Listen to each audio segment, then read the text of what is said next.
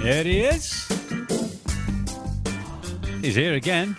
That's me we're talking about, by the way. I'm just getting the levels right here, hopefully. Well, it's been a while since you've heard this tune. I still like this one. It's still my favourite of all the videos. Alright, well, as you can see, we've got some pictures. Well, we've got some charts up. I'll tell you what's happened. I've had this strange development in my life. I've been self-employed for the last 3 years. And, we've got no music at all now. What a bit, don't we? So I've been self-employed for the last 3 years plus after being made redundant. And I've been slowly learning to trade, but I've been carving out a living elsewhere. And I did some work for another IT company on a sort of ad hoc basis. And a couple of days later, they drew me into the office, and I thought, crikey, what have I done? And they said, we're really pleased with what you've been doing. Fancy coming on board? And I thought, well, that's handy for Christmas, a nice steady income. So I figured that's really going to hamper my trading. But I thought, I'm going to take this position because there's nothing better than having a bit of regular money, especially when you're taking risk with money. And to be honest, business for me has been up and down ever since I started. So I thought, yeah, I'll go for that. But then, of course, that presented a problem. I haven't started this job yet. I'll start tomorrow, so I'm going to be the new boy tomorrow. But it presents a problem when you're an intraday trader like I was. I mean, as self-employed, I'd probably get 2 or 3 hours most days where I could sit in front of the charts. So I thought, how am I going to do that then? So I had a little sniff around, and at the moment I've been working with this strategy that's on the screen since... Well, I've tested it out this week, and I come out at the end of the week with 422 pips. Now, I almost didn't bother using it on Friday, with it being NFP, and if I hadn't, I'd have been 590 pips up for the week. So there might be some mileage in this strategy. I'm just going to clean with it. I'm only running 1Ks. It's not like I'm risking the bank or anything like that. I'm not going to be selling the house to pay for it. But I'm just going to roll with this. As long as I can be in front of my charts at about 5 past to 10 past 8 UK time in the morning, I'm going to roll with this for quite a bit longer. I might lose one of the either the New Zealand or the Aussie dollar pairs. I'm not sure yet. I need to roll with it for a month and just see how it pans out. But these, if you look in the links below, you'll see that this strategy, everything you can see on the screen in this chart is linked. All right, so you got the template indicators and the script, which you can see here, will also be in. Excuse me, I'm almost burping again. I've got no manners. So anyway, this script will also be in there. So if you look in the folder, and there's also a little thing which reminds you which pairs to look at. Right. So without further ado, let's have a look at this strategy. Now then. This should be AUD, actually. I don't know how that's got there. Ignore these. This is somebody emails me and tells me something's going to go up and down. I've been watching their tickets for a while. Still watching them. So ignore that. But anyway, so in here, we've got... the market's closed now, so I'm not going to be able to show you anything moving. So it's a 1 hour chart, and we never move from that. And I've got this iSessions indicator. So all these indicators are in the folder in the download. You can delete the ones you don't want. This is relevant. And this is relevant. Right, so what I do, actually, I almost forgot as well. Let me see if I can show you this other thing. Right, so I'm going to show you the whole thing. Now, I've got it right. Okay, on my other screen, I've got the risk calculator, which will help. Right, so this script here, let me just quickly modify this because I want to show you what. I'm not sure it's gonna. It won't actually run because it needs the charts need to be ticking for me to be able to show you all its function. But I'm going to just pop this on over here. I need to compile it temporarily. Right, so how does the strategy work? You got to forgive me. I've got that much going on at the moment, obviously, with with all the recent changes taking place and business things that have changed around this last couple of months. Oh, it's been a busy one, I can tell you. But soon be Christmas. I'll be looking forward to having some fun with the family. You can't beat it, can you? You get the kids out on the sledges. I'm waiting for this to compile. I've just compiled a script so as you can see the blooming egg timer. Once it's compiled, we shall restart the video. We shall continue with the subject. Right, okay, here it is. So this script, I'm just going to show you how this works. I've got this script. I've saved it to my favourites and I'll just drag it to where you want to place the order. Say, if we were going to buy, which I was, Friday, you drop it there. Now what this will do is give you these inputs.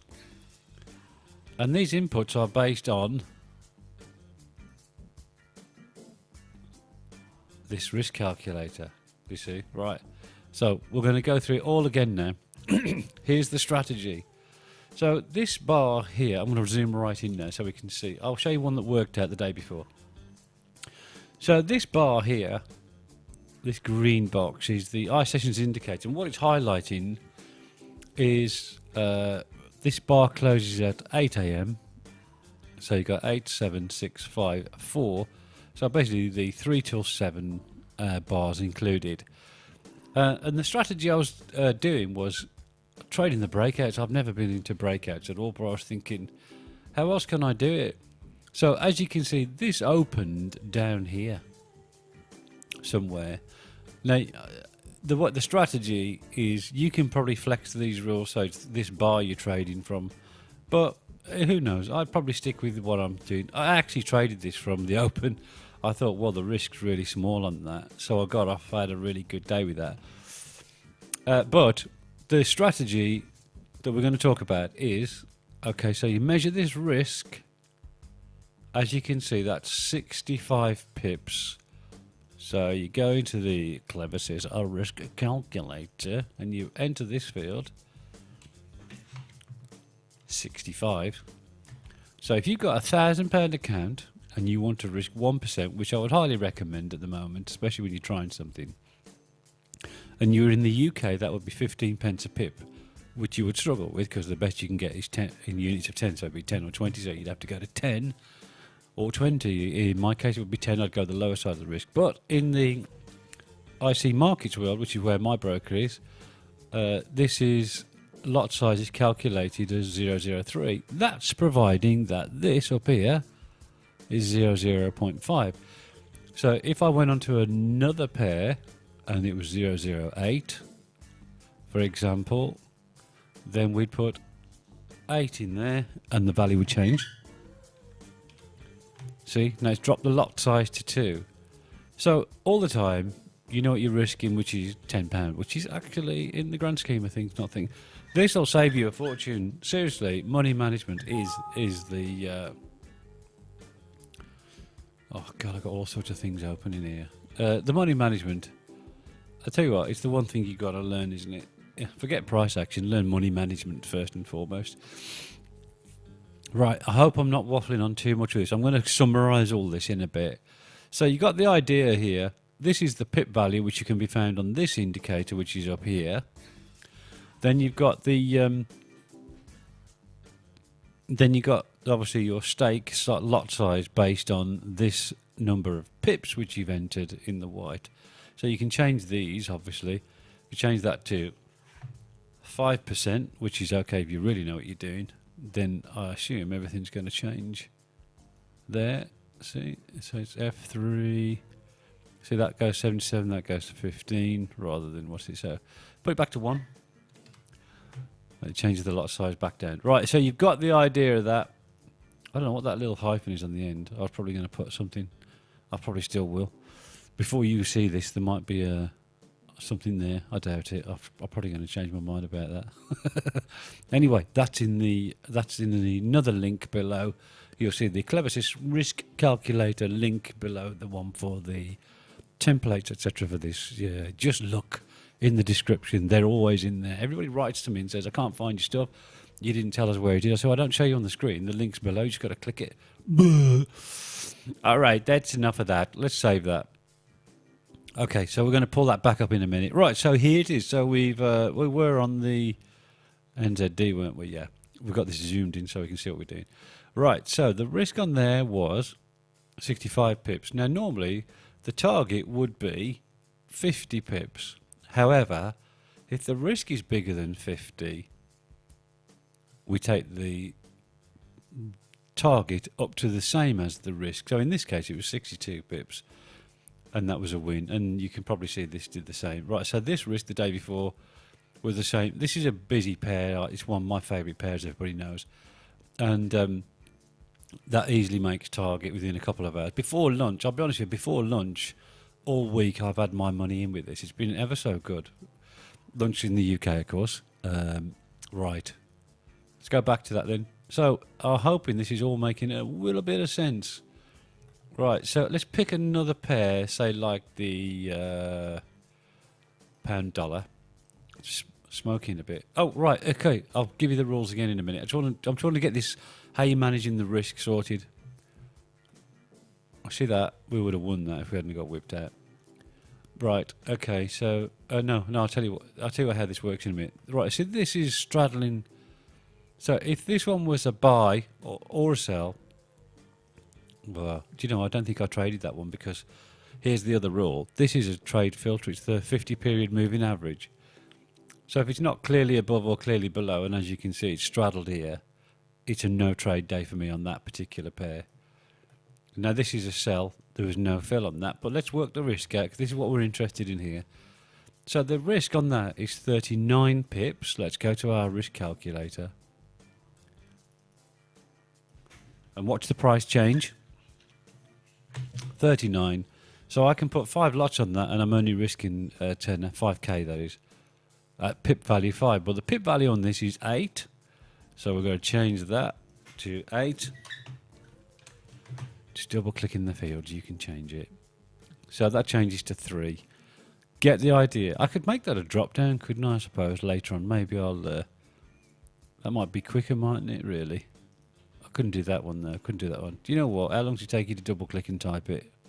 Not that long. The wife's appeared with tea. It's a lucky day. She's moved in stealthily and gone. She's just slipped into the office there and gone.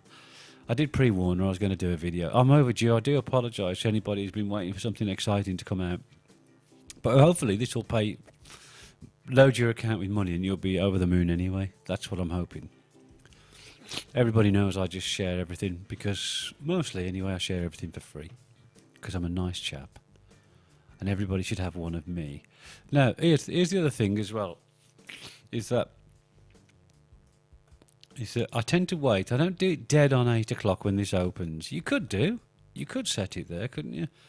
Not all right. I don't do it dead on 8 o'clock when this opens. Sometimes, if the price is close to here, I'll wait to see if it's just going to break. You know, like that trap thing where it breaks out and rejects. Because this would be a sell. If it did break out and reject by about 10 past 8, I'd probably go in at the market. If it was here, say, I'd probably go in at the market because my risk is only going to be up here. You see what I mean? But I might even have another order here. But the strategy is that you place an order here by dragging this, right? So let's just say we were going to put it there. Now remember the risk on this, it's an 8 pence pair, and it was 39 pips. So we could put 03 in. We could change the that to 39, and then we can change this to 03. And if I was to commit that, it won't actually put the order there, but now there would be a buy order there. As soon as the market ticked, there would be a buy stop order there. All right, a sell stop order, sorry. To put it at the top, it's buy. If it's above the price, it's a buy. If it's below the price, it's a sell. Current price, that is. All right. Now, if you wanted to change that, and you didn't want it to ask, and you thought, well, I'll just have my own scripts. I'll just scale them up like 1, 2, 3, 4, 5, 6, 7, 8, 9, 10, or whatever. And then you can move these stops manually once they're in. Then just put 2 of those in front of that line, like so. See, and then compile it with the compile button. And once that's compiled, you have to excuse me, my nose is itching. Once it's compiled, it will no longer ask you, it'll just try and put it on. See, because it's not going to do anything right now because there's no market. So when I change time frames now, it'll probably no, it hasn't even tried to execute them. But that's what it would do. It would just place the order there at whatever settings you'd put there. See, so, and these orders, by the way, this is set and forget strategy. Expire in 8 hours later. So it's about 4. If you put them on at 8:05, then it closes at 4:05, which is when London closes. So, excuse me, I'm in a right state here. So when London closes, these orders just vanish. Personally, I've killed a few early. Not that I needed to. I killed them early because I got enough money in for the day, and I was thinking, you know what? Let's not be ruled by that other emotion, which is greed. Fear and greed. Let's try and kill the greed, and then we won't be so scared of losing. Maybe. I don't know. You know what it's like, this trading game. It's hard going, isn't it? It's hard blooming going, mate. Right, so I'm going to go over the strategy now. From start to finish, this morning, we'll look at these pairs, and we just start on one pair. I want this to be Aussie dollar, for example. So I just work my way across these pound pairs. This should be here. This. I do them alphabetically. This is an OCD thing, I think. Only pound pairs. Card. I've got a buzzing on my computer. I don't know if you can hear it. I hope not. And if it's annoying you, I do apologise. So I just start like this. This is my morning routine now. Right. There is a box. Is the price above or below the 50 moving average? This is definitely above, isn't it? This is a beautiful couple of days, as you can see. Yes, the price is above a moving average. I am looking to buy, which is why I would enter this as soon as it bounced. I would take a punt on that, personally, but the strategy doesn't tell you to do that. The strategy is place a buy stop order here by dropping this script in. Measure your stop before then, so I'm going to be risking 67 pips there. Now we're going to the calculator. We're risking 67 pips. Okay, so we're going to be risking £10, which means we're going to be winning £10 in this case. It's a 1-for-1. Right. The pip size is only 6 on this. And you notice all the time this risk doesn't change. It's still only saying that we're going to do that. So that's close enough because of the size of the pips. So we'd put our order in and we'd expect to get out at 62 pips. You know what? If you're an experienced trader, you might think, oh, I might have another go on this pullback if you're sitting in front of it. But this is, I'm going out for the day and I'm going to come back. And when I come back, hopefully I've cashed out loads of money. I'm just going to look at it at 4 o'clock or something like that, 5 o'clock, whatever it is. And the same again here. So we're risking, on this day, I would think it's fair to say you're going to be risking 70 pips. Let's go through the process. 70 pips. The pip value is 6. 70 pips. This will stay the same, but this is just to, give you the idea, really. So there we go again. 2k lot. So put 2k on via the script. I'll just activate the script again. There you go. Right, give me a second. It comes right. So we're risking 70 pips, aren't we? And because it's bigger than 50, which is what it defaults to, we change the target to 70 because we're minimum of 1-to-1. Sometimes it's a bit more than 1-to-1. So that would place the order there, and we'd expect to see 70 pips. That actually makes it to 100. Don't be drawn into that greed factor where you want to try and get more. Take your money and run. Get the money off the table. Some of the best advice I ever heard was get the money off the table. Within reason. Obviously, you don't want to be like jumping out for nothing, but don't be greedy. I've heard a few people have said that. Wallstar's one that says that to me. He says, don't be greedy. Thanks, Wallstar. I've taken that on board. But I've heard it a few other places. Get the money off the table. Don't be greedy. It's the same thing. Just get your money. It's a business at the end of the day. You do need to make money. If you don't make money, then you're not in business, are you? It's as simple as that. Right, so hopefully that's making sense. We do one more pair, and then I think we'll wrap it up, bang the video up on the internet, and drop the... Because I've got to do another video, which is about the gap strategy, so that because I've been trading that, and that's making money as well. So that's good news. So I'm going to update that just to say it's definitely happening. I'm definitely trading it active now. Right, here we go. So let's just say I'm not going to do this Friday. Well, I can do Friday if you want, but this was an NFP day. Look at the state of it. So I did actually trade it. I went long from here. The risk was 20 pips. So, and don't forget the target's 50 on all of these trades unless the risk is bigger than 50, in which case you go to a 1-to-1. Hopefully this repeating things is going to help because I don't write stuff down. Okay, here we go. Right, so this was a long, it's above the 50 average, so I went long on this day. And I got filled here. Well, either of these candles probably got me filled. But if you feel a bit, you know, you can always put it a couple of pips outside the box. You still get filled, whichever way you look at it. All right, so the stop was here. So we actually got stopped out there, as you can see, 20 pips. And that wasn't a bad loss, really. But across 6 pairs, it did hurt a bit, I've got to confess. Because on the GBP AUD, the stop was obviously a lot bigger. And the NZD. I mean, you could trade this without those Aussie dollar, New Zealand dollar pairs, and your risk could be quite low, actually. Just trade the other 4 pairs. But then the rewards are quite high with those two. So, you know, you got to factor in this day I won 50 pips on that one, and this day I won on Monday as well, actually. You see this whipsaw, that's what I'm saying. If you wait 10 minutes, sometimes it can be worth, you can get in a little bit earlier. But that was another one. Look, see, there's 50 there. There's actually 100, obviously. And this one was a clear 50. This one was a clear 50 for 30 risk. And this is what I'm saying about, you know, you can't do it on a day, can you? This is a short here. Another good one. You know, this would be a short trade. If you'd have took that in the first couple of minutes, you'd have probably got whipsawed. And this is why I wait about 15, 10, about 5, a minimum of 5, but usually about 10 to 15 minutes before I place my order. I just give it time to spike down and fill the breakout traders. But actually, this would be a sell trade, which I'd have placed after it had gone away, and I'd have got a no fill that day. So take that in mind, bear that in mind rather, that it's worth waiting till about 5 past, 10 past 8. Just give it a chance to spike away, go away from there.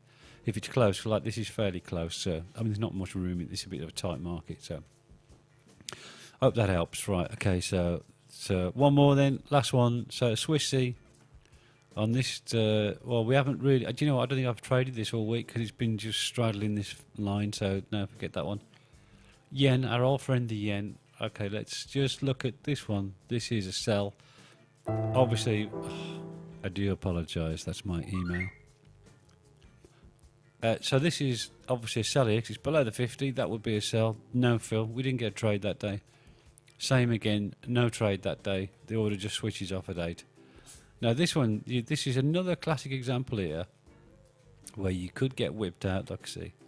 But if you had traded this and waited for this spike to go away, then so I can't find that buzz. I just can't find it. I think it's not coming from there. Must be on my microphone. I do apologise for that. Anyway, what was I saying? Yeah, so I was talking about this. So if you'd have waited for that to go away and then come back, the risk on that was 47 pips. So it's inside the 50. And you'd have got your 50 on that. I can't remember how I traded that. I don't do a journal. I should really do one, I think. There's the pound dollar straddling. So we didn't do that. We would put a buy on here. And you would have got whipped out on that Friday. I think I did. Yes, I did, definitely. I actually did trade this because of this engulfing candle. See that little bit of price action? I know it went against the trend, but I thought, you know what? I'm going to take a punt on this. And I did. And it probably wasn't a great idea. But it did pay off. It goes against the strategy, but it did pay off. But you know, when it's straddling like this, you think, well, this is the bottom. Where's the top going to be? It's going to be somewhere along there, isn't it? As you can see, it works out, you know, bottom, top, bottom. Because it's just whipsawing, isn't it? It's just trying to get as much money as it can. It's accumulating, I think they call it. Ask somebody who really knows what they're doing. Somebody who's really technical. Listen, I just try and keep it simple. Keep it simple. Because I am simple. Yes, that's right. All right, meow Chinas. Okay, so hopefully you've got it. Here's the quick rule then. Summary. Above, below the 50 average. If it's above, we buy, which it is here. We can class this as a buy. The stop loss is set based on this box, which in this case is 60 pips, and the target is 50 pips, unless the box is bigger than 50 pips, in which case the target is the same as size as the box. I just hope that's all making sense, because I don't know, sometimes I just don't explain things very clearly. I'd like to think that's clear enough, okay? But that 50 average is going to be your friend. That's all you got to remember. Look at that, look at that. It's a good day. These pivots, I do take notice of these, by the way, because if it's bouncing off yesterday's low, it's a good place for it to bounce. If it's bouncing off the pivot, it depends where this is at the time, when, because this is the day. This is only on that day, like this day. It wasn't really doing anything. It was, if anything, it was going to go up. We thought it would go up, but actually, it's Friday. It's what they call Give Back Friday, which is why I might not. If I keep losing on Fridays with this strategy, you're looking at this, and I know what you're thinking. You're thinking, look at all them lovely, lovely pips. Ooh, I love pips. I want a big basket of pips. Those pips go right in my basket, darling. Oh, anyway, hopefully I haven't bored you too much. I feel like I've been going on for ages, but I just want to get this home to you, really, because it's a good strategy. Try it out. Try it on a demo, ideally. You know, or back test it manually, if you know how to do that. Just do the maths, but do it in a spreadsheet, you know, on a manual back test. But I made 422 pips clear. If I'd have not traded Friday, I took a massive hit on Friday because of those 6 pairs. I think I put a ticket on all of them. But you know, I was up 590 pips by Thursday. So it just shows you. Obviously, it's all down to that money management, which you'll find a link to in the bottom, and everything else will be there as well. Right, that's it. I've had enough. I'm going. Well, not until we've had a little bit of music, of course, on the way out. Oh, yeah. And the next, I'm going to do a video in a minute for the gap trading strategy. So with any luck, you'll catch that as well. And I do apologise for the delay. And I don't usually do 2 videos at once, but because I know I'm not going to get a chance now for a little while, I feel I need to do it. And then hopefully somebody will pick that gap up tonight, if there is one, and make some money. It doesn't happen every time. You know what I mean? Manage your risk. This is just what I do. I'm not telling you to do it. I'm not a financial advisor, etc., etc. All right. Hey, it's time I drunk my tea. And then, got to go and get myself some beetroot and custard. Beautiful. Mix it up. Mm-hmm. Well, here we go.